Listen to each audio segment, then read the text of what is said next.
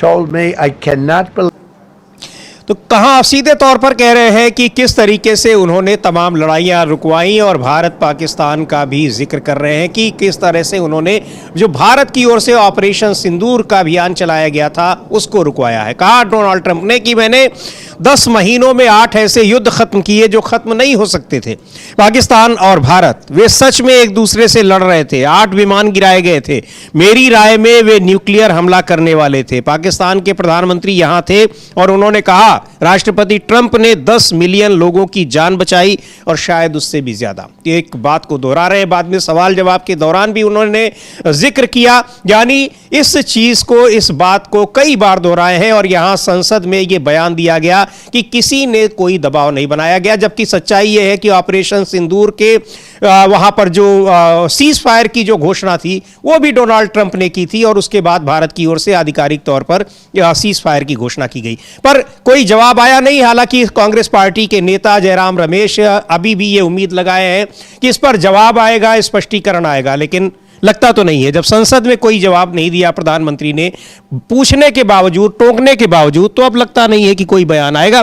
प्रधानमंत्री भी ये मानकर चल रहे हैं कि लोगों को पता है कि हाँ ट्रंप ने ही रुकवाया है, उस पर हम क्या बोलें। हाँ, अब प्रधानमंत्री की स्वीकारोक्ति ही समझी जाएगी। इसको मौनम क्या लक्षणम, स्वीकार लक्षणम क्या है, वो कहावत जो है वो संस्कृत की, कि मौन जो है वो स्वीकृति का लक्षण है। तो प्रधानमंत्री अगर मौन है ट्रंप के बार कहने पर, तो 70वीं बार ट्रंप ने कह दिया और प्रधानमंत्री के मुख से एक शब्द अभी तक नहीं निकला है, ट्रंप का टी नहीं निकल रहा है उनके मुख से।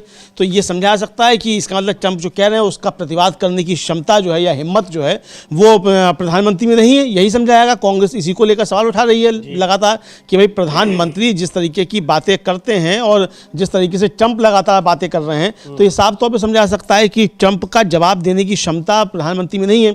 और ये प्रधानमंत्री नरेंद्र मोदी का व्यक्तिगत अपमान नहीं है समीर जी, ये ट्रंप लगातार भारत का अपमान कर रहा है, प्रधानमंत्री इसका जवाब देना चाहिए। आप 140 करोड़ लोगों के प्रधानमंत्री हैं और एक देश का राष्ट्राध्यक्ष जो है अगर भारत का अपमान कर रहा है इस तरीके से कि हमने रुकवाया और व्यापार का जोर देकर रुकवाया, तो इसका फिर जवाब प्रधानमंत्री की तरफ से आना चाहिए। और प्रधानमंत्री खुद देने में सक्षम नहीं है, अगर कुछ डर लगता हो तो फिर सर्वदलीय बैठक बुलाएं, उसकी तरफ से फिर ये दिया जाए, संसद का विशेष सत्र बुलाकर जवाब दिया जाए ट्रंप को। अगर अकेले बोलने में डर लगता है तो फिर संसद से पास करा के कहा जाए, लेकिन ये इसका जवाब ट्रंप को दिया जाना चाहिए। बिल्कुल, और इसको लेकर जो जयराम रमेश ने ट्वीट किया है वो भी हम देखते हैं। उन्होंने फिर बताया और कहा कि अब तो 70 बार हो चुके हैं, अभी तक कोई जवाब नहीं आ रहा है। ये जयराम रमेश लिख रहे हैं कि कल से पहले ये संख्या 68 थी, लेकिन कल ही आंकड़ा 69 नहीं बल्कि सीधे 70 पर पहुंच गया। एक बार फिर व्हाइट हाउस की प्रेस कॉन्फ्रेंस के अपने शुरुआती बयान में और बाद में सवाल जवाब के दौरान यही वो संख्या है जितनी बार प्रधानमंत्री के अच्छे दोस्त और जिन्हें कई बार पीएम की जबरन झप्पी मिल चुकी है ने यह दावा किया कि 10 मई 2025 को ऑपरेशन सिंदूर के अचानक और अप्रत्याशित रूप से रुकने के लिए वही जिम्मेदार थे। तो उन्होंने ये जयराम रमेश ने ये ट्वीट किया है और इसको लेकर जो डोनाल्ड ट्रंप कई बार ये कह चुके हैं, 70 बार अब तक कह चुके हैं। 70 बार में इसको लेकर जमकर विपक्ष ने प्रधानमंत्री पर निशाना साधा और चूंकि मामला जैसा कह रहे हैं हम लेंदु जी की प्रधानमंत्री का नहीं है, सवाल ये देश की संप्रभुता का है कि किसी दूसरे देश का राष्ट्राध्यक्ष भारत और पाकिस्तान के बीच जो कुछ भी हो रहा है, भारत के अंदरूनी या बाहरी मसलों में वो दखलंदाजी कैसे कर सकता है। यानी किसी देश के साथ द्विपक्षीय, चाहे उसके युद्ध हो रहे हो चाहे उसकी वार्ता हो रही हो, लेकिन ट्रंप ने इस युद्ध को रुकवाने की सूचना पहले दी और उसके बाद वो दावा कर रहे हैं, बार बार 70 बार अब तक दावा कर चुके हैं कि ट्रेड का डर दिखाकर, व्यापार का डर दिखाकर उन्होंने भारत और पाकिस्तान के बीच इस युद्ध को रुकवाया है। अब कोई जवाब इस पर नहीं आता है। बाकी तमाम मसलों पर प्रधानमंत्री के भी जवाब आते हैं। अभी प्रशंसा अगर कर दें तो तुरंत प्रधानमंत्री का ट्वीट आता है, बीजेपी की ओर से कोई जवाब नहीं आता है और ना ही एमईए की ओर से यानी विदेश मंत्रालय की ओर से। हाँ, विदेश मंत्रालय की तरफ से भी कोई इसका जवाब नहीं आता है, प्रधानमंत्री की तरफ से भी इसका जवाब नहीं आता है और विपक्ष जब सवाल पूछता है तो उसके जवाब नहीं आते हैं। प्रधानमंत्री संसद में खड़े होकर जब बात भी करते हैं कि किसी ने नहीं रुकवाया, तो फिर जब राहुल गांधी पीछे से बोलते हैं कि तो ट्रंप का नाम लो, ट्रंप ने नहीं रुकवाया, तो तुरंत जो है पानी मांग जाते हैं और पानी पीने लगते हैं, उनके मुंह से मतलब दिक्कत हो जाती है उनको। तो ये देखा जा सकता है कि प्रधानमंत्री जो है वो ट्रंप का नाम लेने से बच रहे हैं। हालांकि प्रधानमंत्री की तारीफ जब ट्रंप करते हैं तो वो तुरंत पलट कर जवाब देते हैं, thank you my dear friend करके जवाब देते हैं। बहरहाल ये उनके बीच का अपना मसला हो सकता है कि वो किसको दें और किसको ना दें, लेकिन अगर भारत का अपमान किया कर रहा है प्रधानमंत्री का कोई भी मित्र, तो प्रधानमंत्री को उस दोस्ती से ज़्यादा भारत के हितों को, भारत के स्वाभिमान को जो वो तवज्जो देनी चाहिए और ट्रंप को साफ साफ जवाब देना चाहिए कि बकवास अपनी बंद करो, हमने खुद रोका था चूंकि पाकिस्तान हमारे सामने गिड़गिड़ाया था। ये इन्हीं शब्दों में प्रधानमंत्री को ट्रंप को जवाब देना चाहिए, मुझको ऐसा लगता है। बिल्कुल, लेकिन वो जवाब नहीं दिया जा रहा है और वही मांग की जा रही है विपक्ष की तरफ से कि आखिर ये जवाब प्रधानमंत्री क्यों नहीं दे रहे हैं, या भारत की ओर से आधिकारिक रूप से ट्रंप को ये जवाब क्यों नहीं दिया जा रहा है। भारत का नाम सीधे लेकर वो ये बात कह रहे हैं कि हमने इस युद्ध को रुकवाया है। बहरहाल अब उस पर देखना है, चूंकि अब ये बजट सत्र भी शुरू होने वाला है संसद का। हो सकता है कि इस बजट सत्र में इस पर कुछ बयान प्रधानमंत्री का आ जाए, कोई स्पष्टीकरण वो दे दे, अब देखना होगा। लेकिन विपक्ष सवाल पूछेगा जरूर, ये तय है।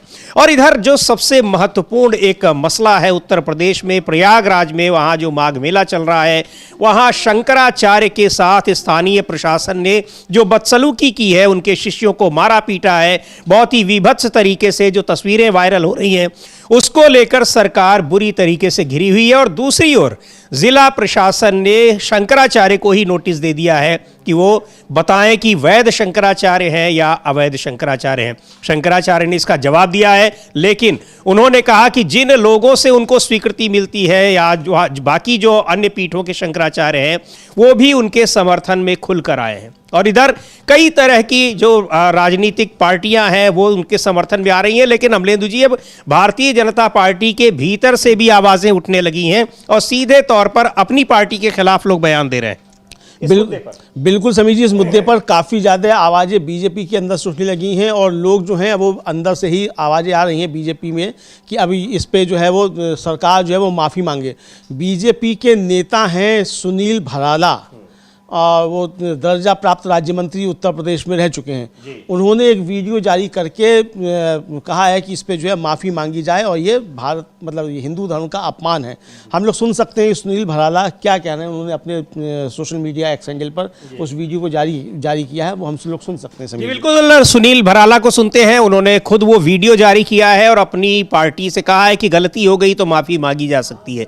लेकिन पार्टी और सरकार यहाँ पर माफ़ी मांगने की बजाय तो शंकराचार्य पर ही दोषारोपण कर रही है और उनके खिलाफ कानूनी कार्रवाई करने की कोशिश कर रही है। लेकिन इधर शंकराचार्य ने भी दिल्ली कूच करने का आह्वान किया है, यानी इस मसले पर सरकार बुरी तरीके से घिरी नजर आ रही कि कैसे वो धर्माचार्यों का अपमान कर रही है।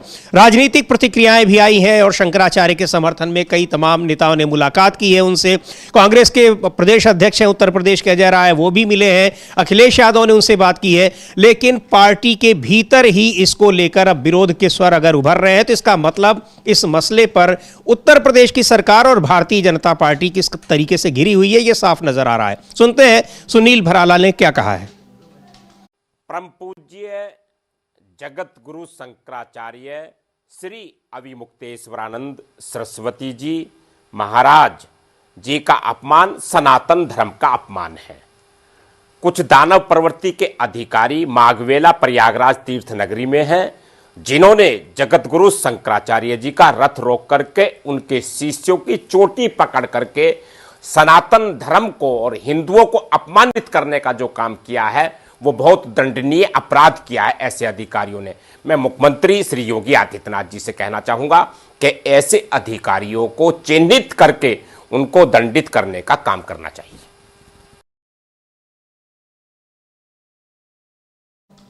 तो बड़ी तल्ख टिप्पणी की है और बहुत ही शालीनता के साथ मुख्यमंत्री से उनको कहा है कि उनको दंडित किया जाए। ये हिंदू धर्म के खिलाफ ये काम हो रहा है और उन पर अधिकारियों को सीधे वो राक्षस प्रवृत्ति का बता रहे हैं, दानव प्रवृत्ति का बता रहे हैं और बता रहे हैं ये हिंदुओं का अपमान है।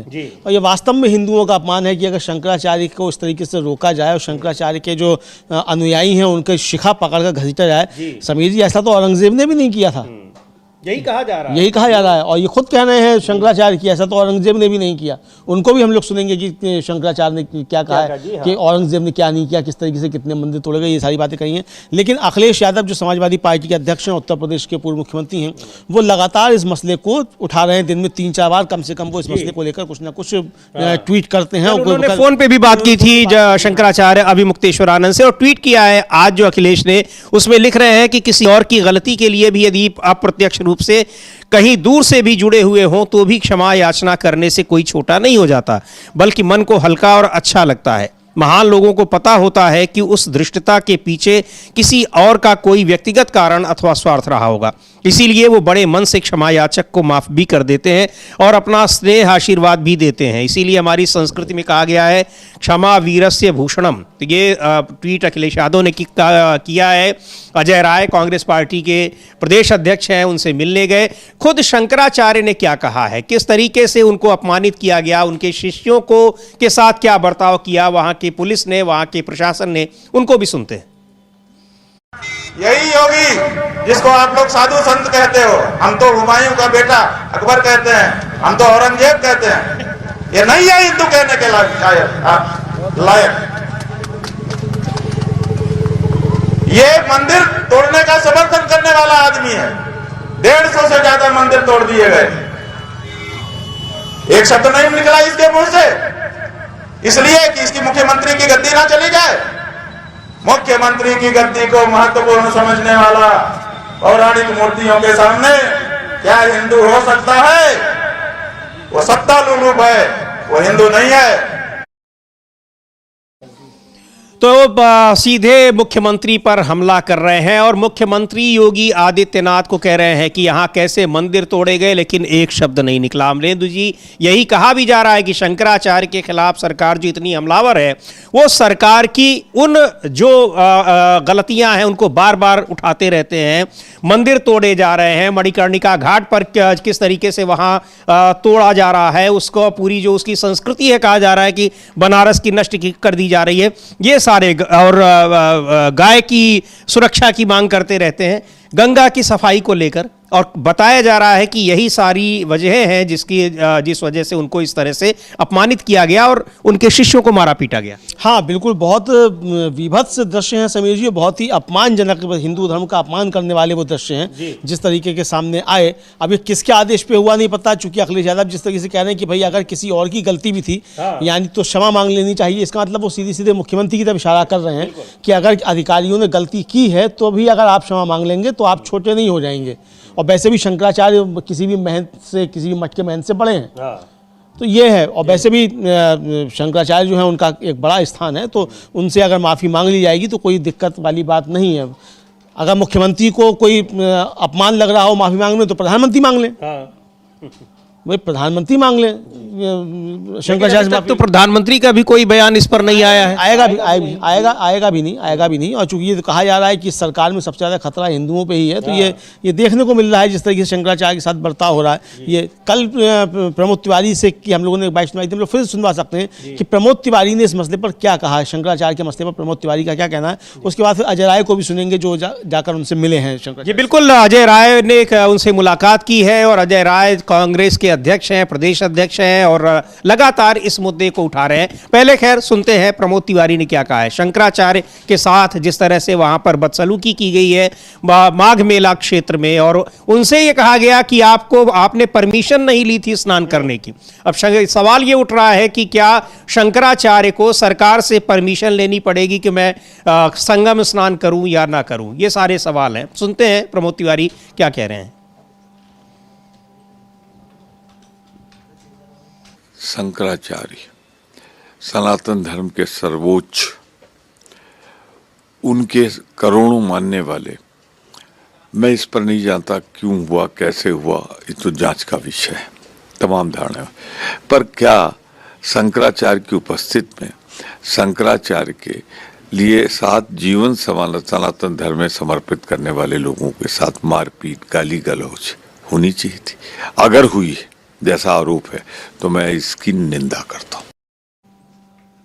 तो उसकी सीधे निंदा कर रहे हैं और तमाम और दूसरे लोग, और यही नहीं, वो शंकराचार्य से मिलने की कोशिश भी कई लोगों ने की। वहाँ पर प्रयागराज में इलाहाबाद के स्थानीय सांसद रहे हैं, बहुत ही वरिष्ठ नेता हैं समाजवादी पार्टी के, रेवती रमण सिंह को जाने ही नहीं दिया गया अमलेदू जी, उनको घर में नज़रबंद कर दिया गया ताकि आप जाने ही ना पाएं वहाँ। लेकिन अजय राय गए और उन्होंने वहाँ मुलाकात की, और अब जो कुछ भी हुआ है वहां पर उसकी निंदा चारों तरफ हो रही है। अब भारतीय जनता पार्टी के भीतर भी, हालांकि दबी जुबान से या ऑफ द रिकॉर्ड तो बहुत सारे लोग इसकी निंदा कर रहे हैं, लेकिन अब खुलकर भी लोग सामने आने लगे हैं। सुनील भराला को अभी हम लोगों ने सुना, और भी कई नेताओं के बयान आने वाले दिनों में आएंगे, ये माना जा रहा है। बहरहाल सुनते हैं अजय राय को, क्या कहा उन्होंने शंकराचार्य से मुलाकात के बाद। गंगा जी का आंदोलन हुआ, गंगा जी की बातें आई तो पूरे लोग समर्पित भाव से खड़े रहे, और जिस तरीके से आपके उस समय भी अत्याचार अन्याय किया गया, आप सब लोग जानते हैं कि पूरे काशी के लोग, पूरे प्रदेश और देश के लोग आपके साथ चट्टान की तरह मजबूती के साथ खड़े रहे हैं।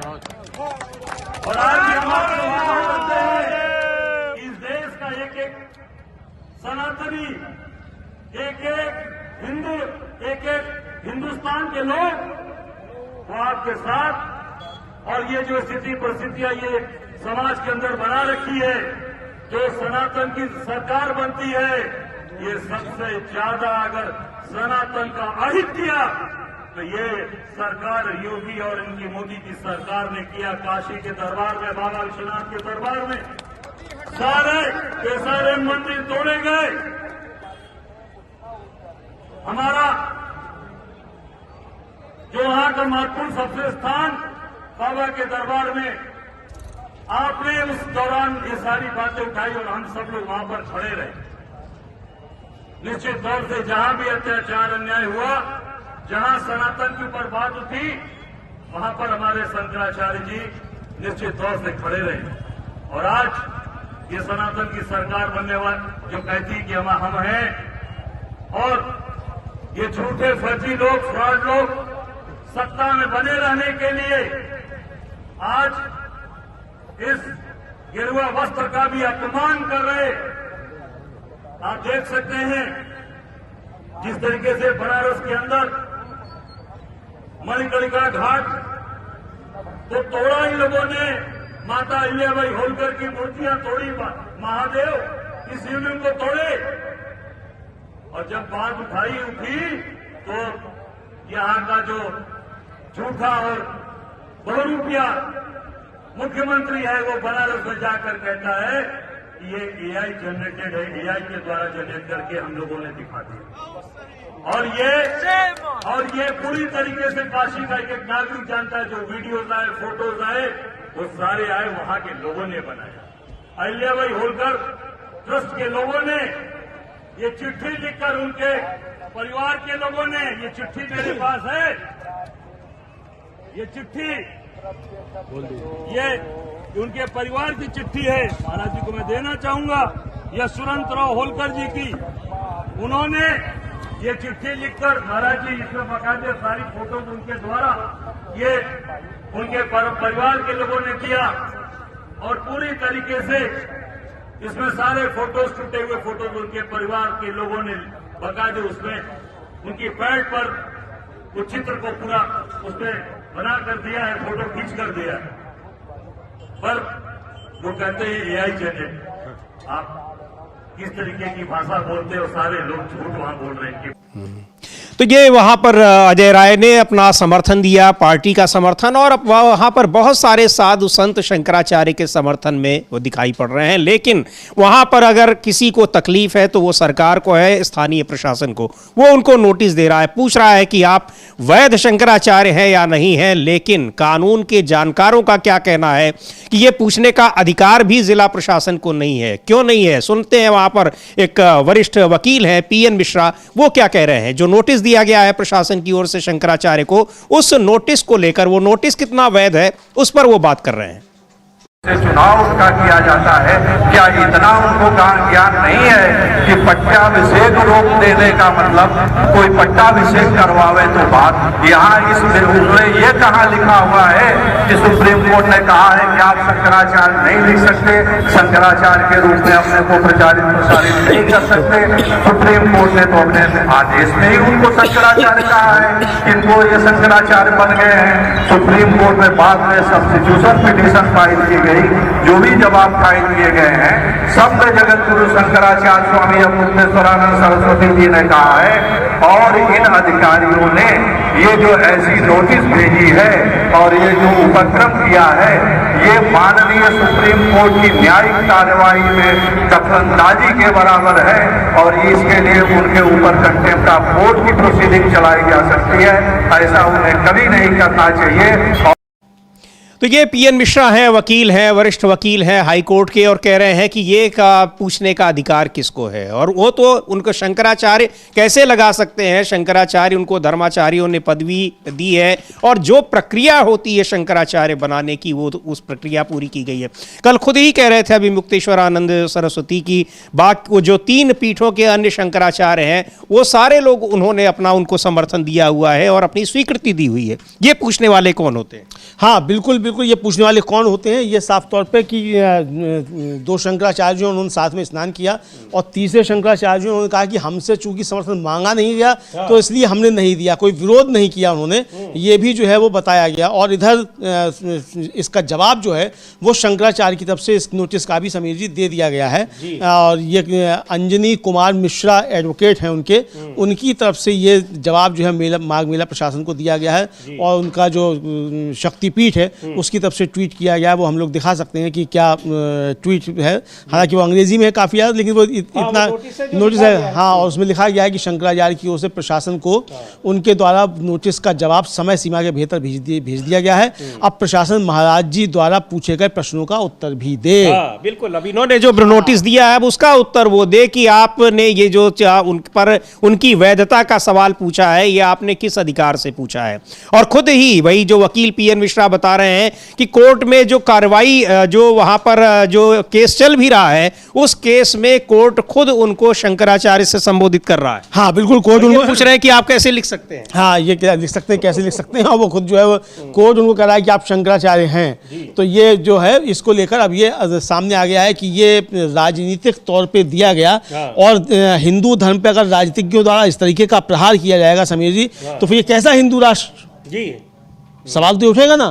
कि जो खुद को हिंदू राष्ट्र बनाने का दावा करते हैं, मोहन भागवत से सवाल होना चाहिए सबसे ज्यादा कि भाई मोहन भागवत को भी अभी कोई तकलीफ नहीं हुई, या हो सकता है अभी सुना ना हो उन्होंने कि क्या कुछ हो रहा है। कोई तकलीफ होगी भी नहीं, चूंकि आरएसएस का एजेंडा ही ये है कि हिंदू धर्म की जितनी भी संस्थाएं हैं उनको ध्वस्त करो। अपने हिसाब से धर्म को अपने हिसाब से ना धर्म के ठेकेदार हम बन जाए। अरे आरएसएस 100 साल पहले बनाया, हिंदू धर्म तो सदियों से है। जब आरएसएस को कोई जानता भी नहीं था, कोई सोचा भी नहीं होगा कोई आरएसएस बनेगा, तब से हिंदू धर्म है। तो ये जो और ये तो हिंदू धर्म को खत्म करने पर तुले हुए हैं, इसका नष्ट करने पर तुले हुए हैं आरएसएस वाले हिंदू धर्म को। और ये जो जिस तरीके से वहां तमाम मुद्दों को उठा रहे हैं कि सरकार कैसे धर्म को नष्ट कर रही है, संस्कृति को नष्ट कर रही है, ये सवाल वो बार बार पूछते रहते हैं। उसमें वाराणसी में जो मौजूदा समय में मणिकर्णिका घाट को तहस नहस किया जा रहा है उसको लेकर, या पहले जब विश्वनाथ कॉरिडोर बनाने के लिए सैकड़ों मंदिर तोड़े गए, मूर्तियां तोड़ी गई, तब उन सबको लेकर लगातार मुखर रहते हैं और आवाज उठाते रहते हैं, अनशन करते हैं अभी मुक्तेश्वरानंद। अब शंकराचार्य हैं और इसीलिए यह माना जा रहा है कि सरकार उनसे खफा है और उनके खिलाफ कार्रवाई कर रही है। वाराणसी में अमलेदु जी मणिकर्णिका घाट को वहां उसके सुंदरीकरण के नाम पर उसको पूरा तहस नहस कर दिया गया और कई मुख्यमंत्री ने कहा कि यह फर्जी वीडियो है। जबकि हजारों लोग खुद वहां पर लाइव कर रहे हैं, अपना पर्सनल अपने अकाउंट पर वीडियो जारी कर रहे हैं, लेकिन उन्होंने कई लोगों के खिलाफ एफआईआर भी करा दी है कि फर्जी वीडियो वहां पर पोस्ट किए जा रहे हैं। मणिकर्णिका घाट पर जो लगातार वहां तोड़फोड़ चल रही है, वहां आसपास उस घाट पर लोगों को आने जाने से मना किया जा रहा है। एक वीडियो है जिसमें बाकायदा ये कहा जा रहा है कि लोग उस घाट पर ना आए, वहां गंगा नदी के उस घाट के आसपास नदी के भीतर भी न जाए। वो वीडियो भी हम लोग देखते हैं, क्या कुछ अनाउंस किया जा रहा है। और ये इसलिए किया जा रहा है क्योंकि वहां 24 घंटे बुलडोजर चल रहा है और तोड़फोड़ हो रही है। हो सकता है ये भी AI जनरेटेड हो, हमें नहीं मालूम, पुष्टि हम नहीं करते हैं चूंकि सोशल मीडिया पर घूम रहा है, तो हो सकता है ये भी AI जनरेटेड हो सकता है कि वो भी हो, लेकिन आप उसको देख सकते हैं। अगर AI जनरेटेड होगा तो जिन लोगों ने पोस्ट किया होगा ये उनकी गलती है, लेकिन इस तरह की अनाउंसमेंट वहां पर घोषणा हो रही है कि घाट के पास लोग न जाएं। बहरहाल देखते हैं वीडियो क्या उसमें कहा जा रहा है। यहाँ से भीड़ लगाना मना है। ये तो हो रहा है। आप कब तक है? लगाना होता है, यहाँ पे मुन्ना है। अच्छा 3 बजे, ठीक है। लगाना मना है तो 4 वाला ना डिटेल देखिए। प्रतिबंधित क्षेत्र घोषित किया गया है। हाँ न लगा, ये घाट प्रतिबंधित है। आप लोग सवारी को दूसरे घाट पे उतारे, यहाँ भीड़ न लगाए। आप लोग दूसरे घाट पे सवारी को उतारे, यहाँ पे कोई भीड़ न लगाए। ये प्रतिबंधित क्षेत्र घोषित किया गया है। आप लोग दूसरे घाट पे। तो ये वहां मणिकर्णिका घाट के वीडियो है, वहां अनाउंसमेंट हो रही है प्रशासन की तरफ से कि वहां लोग ना जाए, और इसलिए ना जाए क्योंकि वहां पर जबरदस्त तरीके से तोड़फोड़ चल रही है। हाँ बिल्कुल, ये कहा जा रहा है कि वहाँ ज़बरदस्त तरीके से तोड़फोड़ चल रही है, जो जिस तरह की खबरें आ रही हैं, और इन खबरों का कोई उस तरीके से खंडन नहीं आ रहा है कि वहाँ तोड़फोड़ नहीं चल रही है। जो भी प्रशासन की तरफ से या सरकार की तरफ से कहिए, जिसकी तरफ से भी जो बातें आती है कि आप गलत सूचना ना फैलाएं। अरे भाई तो सही सूचना बताओ ना, फिर कहो कि तोड़फोड़ नहीं हो रही है। अब वहाँ पाल समाज प्रदर्शन करता है तो उस पर लाठीचार्ज होता है। अखिलेश यादव ने उसको ट्वीट किया वीडियो को कि किस तरीके से आप प्रदर्शनकारियों पर लाठीचार्ज किया जा रहा है। तो आखिर आपको प्रदर्शनकारियों पर लाठीचार्ज करने की आवश्यकता क्यों पड़ रही है अगर वहाँ कुछ गलत नहीं हो रहा है? इसको लेकर वहाँ के एक महंत हैं, उनका खूब वीडियो वायरल हो रहा है। वो कह रहे हैं कि ये जो है यहाँ आकर के आप शमशान में शौचालय बनाएंगे, इस तरह की बात वही हुआ। जो विश्वनाथ कॉरिडोर बना है वहां पे जो स्थानीय तमाम व्यापारी थे उन सबको वहां से हटा दिया गया, और वो पूरा एक कॉरपोरेट सेक्टर की तरह से वहां पूरा मंदिर का जो परिसर है वो बना दिया गया, जिसको लोग कहते हैं, वहां स्थानीय लोगों से आप बात करिए कि ये बनारस की संस्कृति को नष्ट करने का काम किया जा रहा है। यहाँ पर उसको जो कॉरिडोर बनाया गया वो पूरा कॉरपोरेट टाइप में उस फॉर्मेट में बनाया गया है, जबकि वैसा नहीं होना चाहिए। बनारस की अपनी संस्कृति है, वहां की गलियां जो है उस संस्कृति का हिस्सा है जिनको तोड़ा जा रहा है, और वही काम तमाम जगहों पर अब आप देखिए वृंदावन में शुरू कर दिया गया है। हाँ बिल्कुल, वृंदावन में वो काम शुरू कर दिया गया, और सब जगह समीर जी ये कॉरिडोर जो बनाए जा रहे हैं, उज्जैन में भी बनाया गया कॉरिडोर, उज्जैन में भी जहां भी ये कॉरिडोर बनाए जा रहे हैं वहां धर्म को व्यापार में जो है बदला जा रहा है, व्यापारिक स्थलों में बदला जा रहा है। भाई धार्मिक स्थल जो है या तीर्थाटन जो करता है व्यक्ति, वो व्यापार के लिए नहीं करता है, लेकिन ये चूंकि इनके खून में व्यापार है तो इसलिए इन्होंने हर जगह जहां जहां तीर्थ हैं वहां इन्होंने कॉरिडोर बनाकर उसका व्यापारीकरण करना शुरू कर दिया, और पुराने मंदिर जो हैं वो सब तोड़े जा रहे हैं, पुराने स्ट्रक्चर जो हैं वो सारे तोड़े जा रहे हैं। इस बीच समीर जी घटनाएं जो हैं काफ़ी तेजी से न्यायपालिका से और प्रशासन से संबंधित भी काफ़ी सारी आ रही हैं। अभी थोड़े दिनों पहले खबर आई थी कि संभल में एक जो जज साहब थे उन्होंने आदेश दिया था कि जो वहाँ के CEO हैं अनुज चौधरी, उनके ऊपर FIR दर्ज की जाए एक मामले को लेकर। अब खबर ये आ रही है कि कल जो है वहाँ 14 न्यायिक अधिकारियों के तबादले किए गए, और उन जज साहब का भी तबादला कर दिया गया। विभांशु क्या सुधीर उनका नाम है, उनका भी तबादला कर दिया गया। इसको लेकर बहुत सारे सवाल उठ रहे हैं। ये बिल्कुल तमाम की वहाँ पर अचानक, हालांकि ये तबादले होते हैं हाई कोर्ट से होते हैं, वहाँ का रजिस्ट्रार ऑफिस तबादले करता है, लेकिन तब और ज़्यादा सवाल उठते हैं कि क्या हाई कोर्ट भी सरकार से, प्रशासन से कहीं ना कहीं प्रभावित है, क्योंकि उसमें वहाँ पर न सिर्फ उनका ट्रांसफ़र किया गया है बल्कि उनका डिमोशन भी किया गया है। और उसको लेकर कांग्रेस की नेता हैं डॉक्टर शमा मोहम्मद, उन्होंने एक ट्वीट किया है कि chief judicial magistrate Vibhanshu Sudhir, जिन्होंने यूपी पुलिस CEO अनुज चौधरी और दूसरे पुलिस अधिकारियों के खिलाफ FIR दर्ज करने का आदेश दिया था, उनका ट्रांसफ़र कर दिया गया है और उन्हें डिमोट कर दिया गया है। अपने पसंदीदा पुलिस अधिकारियों को बचाने के लिए, जो समाज को सांप्रदायिक बनाने के उनके एजेंडे को आगे बढ़ाने में मदद करते हैं, एक जज को अपना फर्ज निभाने के लिए सजा दी गई है। ये नरेंद्र मोदी का सबका साथ सबका विकास का आइडिया है, ये तो उन्होंने तंज कसा है, लेकिन ये वास्तव में ये क्या दिखा रहा है, ये बहुत हैरान करने वाला है। जुडिशरी पर सरकार का किस तरीके से नियंत्रण है, इसको नियंत्रण ही कहा जाएगा या प्रभाव कहा जाएगा। एक चीज और है अमलेंदु जी, इस पर तो हाईकोर्ट को स्वतः संज्ञान लेना चाहिए था। इस आदेश के बाद जो वहां पर जो सीजेएम है, chief judicial magistrate Vibhanshu Sudhir, उन्होंने सीओ अनुज चौधरी और कुछ एक करीब 12-18 और पुलिस कर्मियों के खिलाफ एफआईआर के आदेश दिए थे, लेकिन एसपी ने कहा कि हम इस आदेश को नहीं मानेंगे, चुनौती दी। तो इस पर तो संज्ञान लेना चाहिए था कि आप हर कोर्ट के आदेश को माने बिना आप सीधे चुनौती देंगे, लेकिन यहाँ उस जज का ही ट्रांसफर कर दिया गया, डिमोट भी कर दिया, डिमोट कर दिया। और इस तरीके का मामला समीर जी आपको याद होगा कि दिल्ली में भी आया था। दिल्ली हाईकोर्ट के जज जस्टिस मुरलीधरन जो थे, उन्होंने जब आदेश दिया गोली मारो वाले मंत्री और सांसदों के खिलाफ एफआईआर कराने का दिल्ली दंगों के मामले में, तो उसी रात उनका भी तबादला कर दिया गया था। और उस समय भी ये कहा गया था कि ये तो ये एडमिनिस्ट्रेटिव ऑर्डर है हाई कोर्ट्स का, ये वहां से किया गया है। तो क्या अदालतों के ऊपर अब बहुत ज्यादा गंभीर मतलब दबाव देखा जा रहा है? क्योंकि एक जज साहब जो इलाहाबाद हाई कोर्ट के, वो तो बाकायदा हिंदुत्व की रक्षा के लिए आगे आते हैं। कोलकाता हाई कोर्ट में जज साहब जो है डाइस पे बैठकर कह देते हैं कि मैं तो आरएसएस से जुड़ा हुआ हूँ, नौकरी से त्यागपत्र दे रहा हूँ, वो दे भी देते हैं और सांसद चुन के भी आ जाते हैं बीजेपी से। तो न्यायपालिका पर गहरा संकट है। इधर सीजेआई जो है जस्टिस सूर्यकांत, उनके ऊपर काफी ज्यादा आरोप लग रहे हैं। कांग्रेस के राष्ट्रीय सचिव में शहनवाज आलम, उन्होंने खुलकर आरोप लगाया है कि ये जजों का जो कोड ऑफ कंडक्ट 1997 में बना हुआ, उसको जस्टिस सूर्यकांत तोड़ रहे हैं। मकर संक्रांति पे बीजेपी के नेताओं के साथ और हरियाणा के मुख्यमंत्री सीएम सैनी के साथ जो थे कार्यक्रम में शामिल थे, ये खुद उसको कंडक्ट को तोड़ रहे हैं। तो अगर सीजेआई खुद जजों के कंडक्ट को तोड़ रहे हैं तो इस तरह की चीजें होंगी। और आपको याद होगा कि ममता बनर्जी ने इसीलिए शायद लगता है कहा सीजेआई की उपस्थिति में ही कि संविधान को बचा लीजिए। तो अब संविधान को बचाना है कि बीजेपी को बचाना है, ये तो अब ये तय करना पड़ेगा, क्योंकि आरोप तो बहुत गंभीर अब लगने लगे हैं। तो ये गंभीर आरोप जो है, इनसे कैसे बचा जाए, ये एक चिंता का विषय है। जी बिल्कुल, गंभीर आरोप है कि जुडिशरी पर भी क्या दबाव बनाया जा रहा है, जुडिशरी पर, न्यायपालिका पर। और चूंकि इसलिए ये तमाम उदाहरण हैं जिनकी वजह से ऐसा साफ दिखाई पड़ रहा है कि ये दबाव बन रहा है। क्योंकि यहाँ पर जो पुलिस अधिकारियों के खिलाफ, पुलिस जो वहाँ पर उनके खिलाफ मुकदमे दर्ज नहीं हो रहे थे, वहां मुकदमा दर्ज करने का आदेश जो जज दे रहे हैं, उनका तबादला कर दिया जा रहा है। और अगर ये दबाव नहीं है तो क्या है? ठीक है, ये रूटीन ट्रांसफ़र हो सकता है, लेकिन रूटीन ट्रांसफ़र में यहाँ पर जो हाई कोर्ट को एक्शन लेना चाहिए था उस पुलिस अधिकारी पर, एसपी पर, कि आप कैसे सीजेएम का ऑर्डर नहीं मानेंगे, वहाँ आप उसी सीजेएम का ही ट्रांसफ़र कर देते हैं और उसको डिमोट भी कर देते हैं, यानी एक रैंक आप उसको नीचे भेज देते हैं।